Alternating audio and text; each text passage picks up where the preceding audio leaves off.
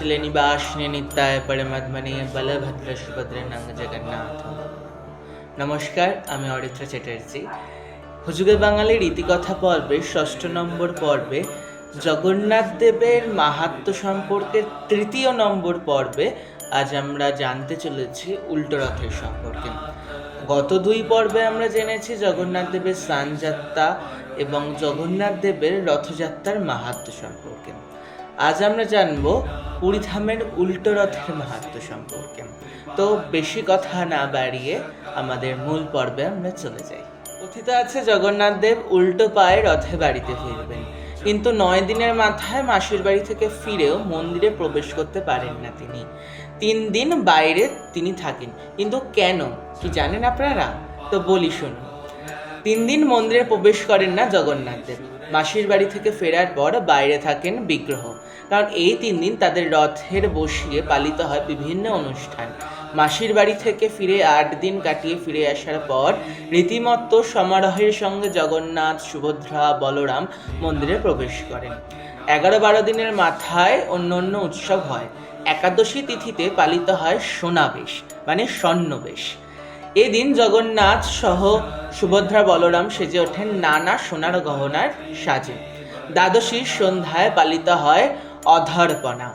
রীতি মেনে এদিন জগন্নাথ দেবকে শরবত খাওয়ানো হয়। বিভিন্ন ধরনের শরবত এদিন ভক্তরা জগন্নাথ দেবকে নিবেদন করেন। ত্রয়োদশীর দিনে পালিত হয় রসগোল্লা উৎসব। এই দিন মিষ্টিমুখ করে জগন্নাথ দেব কয়েকশো হাঁড়ি রসগোল্লা ভোগ খান তিনি। সবশেষে নীলাদ্রি বিজয় উৎসবের মাধ্যমে এই সমস্ত রীতি রেওয়াজ সম্পন্ন হয়। এরপরেই ৩ দিন পেরিয়ে জগন্নাথ, সুভদ্রা, বলরামকে পুরীর মন্দিরে মূল রত্নবেদিতে ফের স্থাপন করা হয়। একটি কথা প্রচলিত আছে, যেটি না বললেই নয়। উল্টো রথের দিন মাসির বাড়ি থেকে রথে চেপে বাড়ি ফিরলেও ৩ ভাই বোন শ্রীমন্দিরের সামনে ২ রথের অবস্থান করেন। এটা আগেই বললাম। তৃতীয় দিন মন্দিরে প্রবেশ করতে গেলে ঘটে এক মজার ঘটনা। বলরাম এবং সুভদ্রাকে মন্দিরে ঢুকতে দিলেও শ্রীলক্ষ্মী জগন্নাথ দেবকে ভেতরে ঢুকতে দেন না। লক্ষ্মী দেবী শটান মুখের উপর দুম করে দরজা বন্ধ করে। মানে লক্ষ্মী দেবী কয়েকদিন শ্রীমন্দিরে একাই ছিলেন। অবশ্য মাঝখানে একদিন তিনি মাসির বাড়ি দেখা করতে গিয়েছিলেন, কিন্তু জগন্নাথ তাকে পাত্তা দেননি। অবস্থা বেগতিক দেখে বুদ্ধি করে ১ হাঁড়ি রসগোল্লা জগন্নাথ দেব তাকে উপহার দেন। যদি কিছু কাজ হয়, ত্রিভুবনের অতল ঐশ্বর্য অধিকারিণী লক্ষ্মীর মান ভাঙে ওই রসগোল্লা খেয়ে। এবার লক্ষ্মীর মান ভেঙে ওই রসগোল্লায় শ্রীমন্দিরে প্রবেশ করে। বছরের মতো নিশ্চিন্ত আর প্রতিদেব কাজ ছাড়া হবেন না।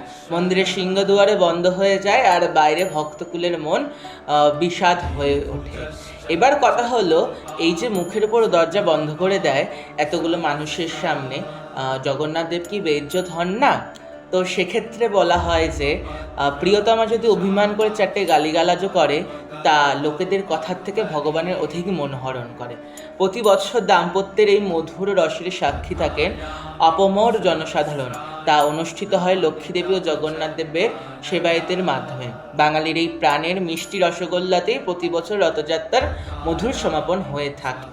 মধুর তোমার শেষ যে নাই, পাই প্রহরল শেষ, ভুবন জুড়ে রইল জেগে আনন্দের আবেশ। নমস্কার। আজকের আমাদের পর্ব যদি ভালো লেগে থাকে অবশ্যই একটি লাইক, শেয়ার, কমেন্ট করবেন। আর যারা এখনও সাবস্ক্রাইব করেনি অবশ্যই সাবস্ক্রাইব করে হুজুগে বাঙালির পাশে থাকবেন। এরকম নিত্য নতুন আপডেট পেতে হুজুগে বাঙালিকে ফলো এবং সাবস্ক্রাইব করে রাখুন। ধন্যবাদ।